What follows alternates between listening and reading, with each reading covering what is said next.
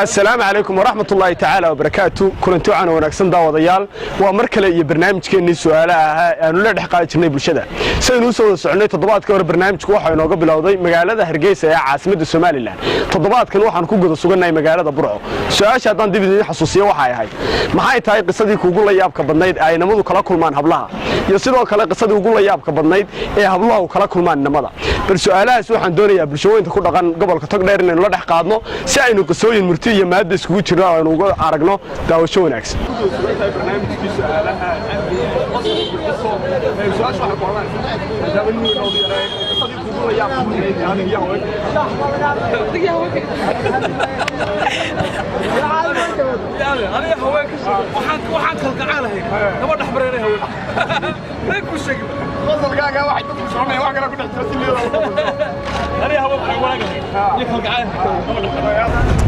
waa tahay daawadayaal saad u jeedaan hadda waxaanu taaganahay suuqa magaalada Burco gaar ahaan xaafadda Caqaayad waxaan doonayaa inaan baaro bal inaan hadba kii aan la kulmo si aan barnaamijkaasi su'aalaha aan waraysiga aan uga qaado wadadaan taaganahay bal si barnaamijkaas aynu uga helno qof iyo laba dhalinyaro ah imika wiil baa soo socda dhalinyaro ah khaasatan waliba xagga dhalinyarada ayaynu ka duulaynaa السلام عليكم والله waxaan wadaa barnaamij su'aalaha waa barnaamijkii su'aalaha aan soo saarano waa wariyadun Carbeed waxaan doonayaa hadaad waqti u haysan barnaamijka naga qayb qaadato صح wuu helay waqti waa yahay walaal ugu horeyntii adoo magacaaga ku bilaabaya bal waxaad nala wadaagtaa qisadii kuugu la yaabka badnayd ee inta adduunka joogtay adiga iyo inaan kala qabsata horta magacaygu waa Maxamed Saciid kul magac dheer Maxamed Bulutood ku nool magaalada Burco horta wallahi qisooyinku iska badan yihiin dunida iska qisada hasa haddana hal mid idiga soo qabto qisay ugu dhacday inaan ka wada kulnay qisada ugu la yaabka badan aniga ahaan kulli waxa jirta habeenada kamida 2012 ilaa 13 meelaha dhexdooda inaan habeenada kamid inaan guriga iskula balanay guriga dadkooda way ka maqnayd adigu guriga markaan galay 2 minute aan joogay ay hooyadeed iyo walaalkeed codkooda soo maqashay Allah walaalkay iyo hooyaday degdeg baan kadib uga baxay markaa islaantii iyo walaalkeed baa ishay ugu dhuftay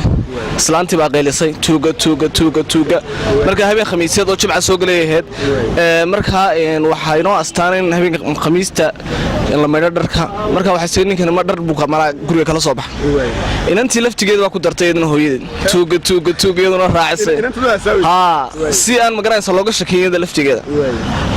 naftoorad bay kugu aamintaabay dhawaan cararay dadna waxoogaa markaa inama yar waxay ahaayeen 4 qof ay ahaayeen 2 inan iyo inan ka weyn iyo hooyadii marka labada inan iska sporti waa inama dheerinay laftigooda ahaayeen dabadna adigu way eriyadeen anu waan cararay maqaaxi baan ag maray markaa si dhinac cararay hodanad wali sariinayna markaa hodan galena oo iska taqaan 2012 ma dhisnayn oo iska garan waayay magaras iska ay ahayd maqaaxi baan ag maray anigoo ordaya dadna maqaaxida reer Burco waa taqaana way soo dabayacaya oo tuugo magaras adigu isku soo darsameeyo dad badan oo magaras badan bay eriyaday markaa oday meel ku saxaroonay garan waayay dhexdood oo iska fadhiyo weysiis iska sita ayaan dul maray orodkii ku dul booday odaygii baa yaabay soo waxaan ku dul maray wax markaan talba ninkan Cabdi Ilay baa erinayso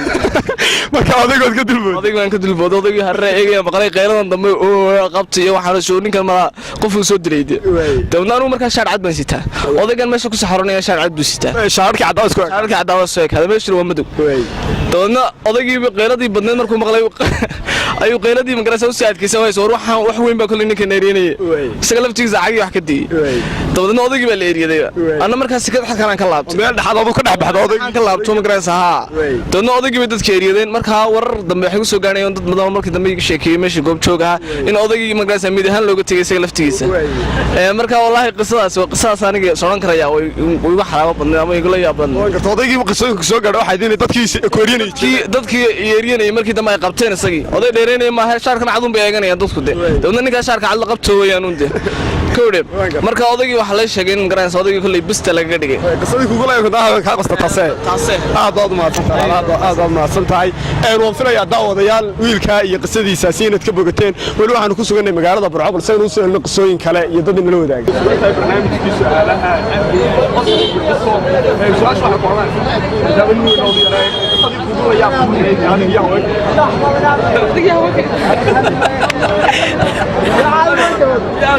waxaan kalgacanahay gabadh xabareeray haween may ku sheeg qosolkaaga wax ku soconay wax kale ku dhex jirtay magacayga horta waa Adna Axmed Tarabi qisadii ugu la yaabka badnayd aan soo maro wiil Xasan la yiraahdo ayaa maalmaha kamid ah waxa ku dhacday inaan asxaab haayeen bay israadeen kulan inantii way balameen inantii xiriir bay ka dhaxeeyay way balameen inantii markay balameen inamay u balansatay saw markay inamada u balansatay waxa habeenkii markay isku yimaadeen adoo cabaar bay la yar hadashay cabaar ka bacdi inama un baa ku soo wareegay inantii inamadu ay qabteen laakiin iyada gacanteeda kaga qaaday mobilkii moobila jirdil loo geystay ayuu halkii kaga yimid qisadaasaan waxa la yaabo garanaya soo martaa intaad maqlaysa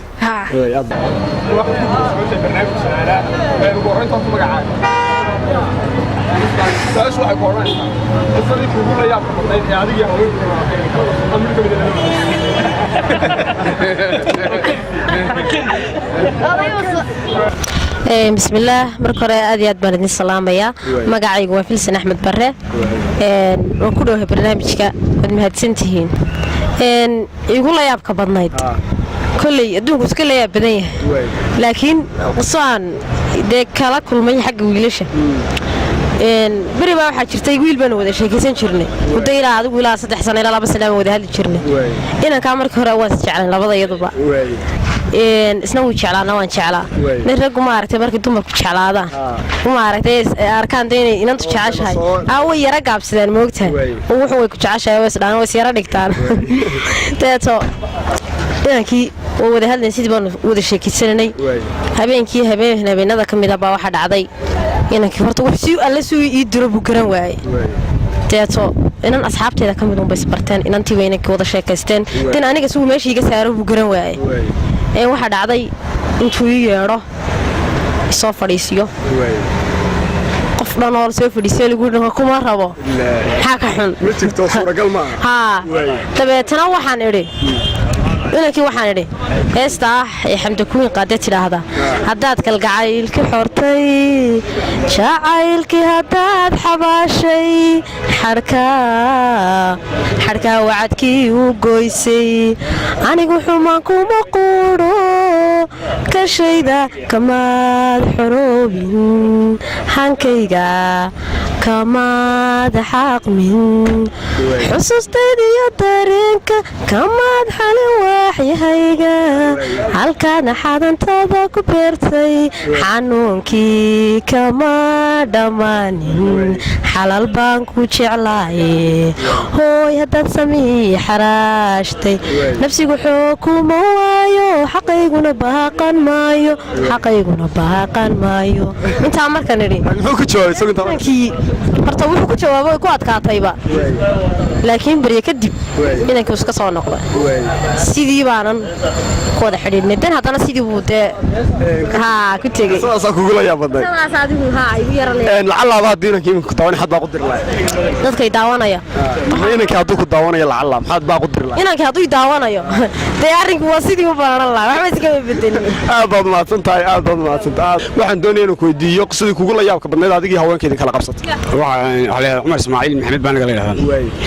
بل ما كان بيدا يعني من بان شرا ما أنت شرا وأنت ران كلام ملاين أيوة ما أنت بارسمي سينتي بارسبا واسمع حنا بقى أنت بارسوا واسمع حنا ما كيش كذي دين بحمل سو ما سوي شيء كي عروس لها هنا قال صوف ليها وان شرا هنا كي مركي رسول مالي سوق عايز صنامي مسوي صاحب وحا يعني إمك صاحب وحويان dee mid kale warkaa waa la soo dhaafay guri waa la soo dhaafay ka dayto waa allah ku carfaan rasuulkii waa intaasaan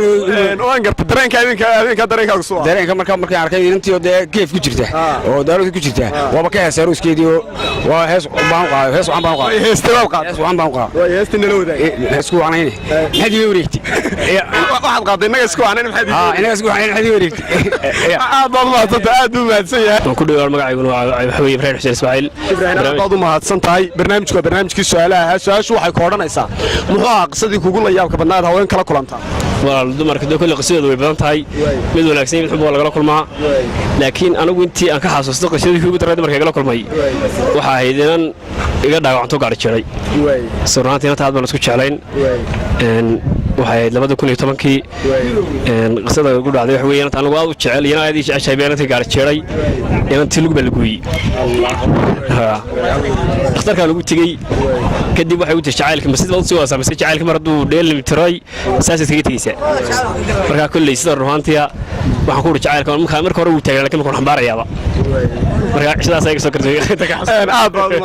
baad mahadsantahay inanta hadday ku daawanayso maxaad baa qudiri lahayd inantii waxaan oranay jacaylku sidee in lagu ciyaarnimada ku mancin qof wala kala dhinaatay lagu dhiman leeyahay lahaa mar baa la soo dhaweeyay aad buu mahadsan yahay wiilkaasi mar kale magacaaga noogu celi Cabdiraxmaan Xuseen walaalo Cabdiraxmaan Xuseen aad buu mahadsan yahay bismillaahir rahmaanir rahiim magacaygu Cabdi Khadar qisooyinkii ugu hortood maasanta su'aasha weydiisay qisooyinkii ugu la yaabka badnaa atumanka ma xasuusto qisooyin badan ma kala maray anaga haweenka markay tahay marka waxyaabahan ka sii xasuusto iminka qisooyinka dumarka waxa kamid ahayd maalmaha kamid aan gabadh saragna dabeetana muddo bilan wada soconay dabeetana gabadha maalin kastoo ay manayso waxay ugu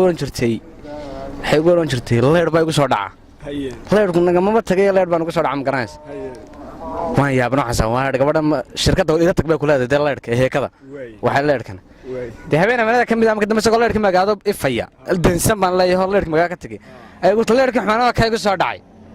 leerkan ku soo dhacay maxaa soo magaado dasay soo gabadha ma leerkan sheegay ma waa leer si kalaay tasadii ugu badnayd taasay gabadhan ka arko waa tahay daawadayaal kuwaas waxay ahaayeen muuqaalada dhalinyarada ku nool magaalada Burco iyo isla markaasi waa yeelkaan weydiinaynay su'aashii ahayd maxay qisadii kugu la yaabka badnayd ay wiilashu kala kulmaan hablaha iyo sidoo kale qisada ugu la yaabka badnayd ee habluhu kala kulmaan wiilasha toddobaadkan barnaamijkeena intaas ku eegyahay soo saaraha barnaamijka alaabo oo aniga Xasan Xamdullaah Arbeed waxa dadkani barnaamijka muuqaaladaas quruxda badan noo duubayay dhalinyarada Cabdimajiid Cusmaan iyo Muuse Axmed Jaamac Hillaac intan todo soo socda barnaamijka aan ku kulmi doono waxaan kaga tagay assalaamu calaykum wa rahmatullaahi ta'ala wa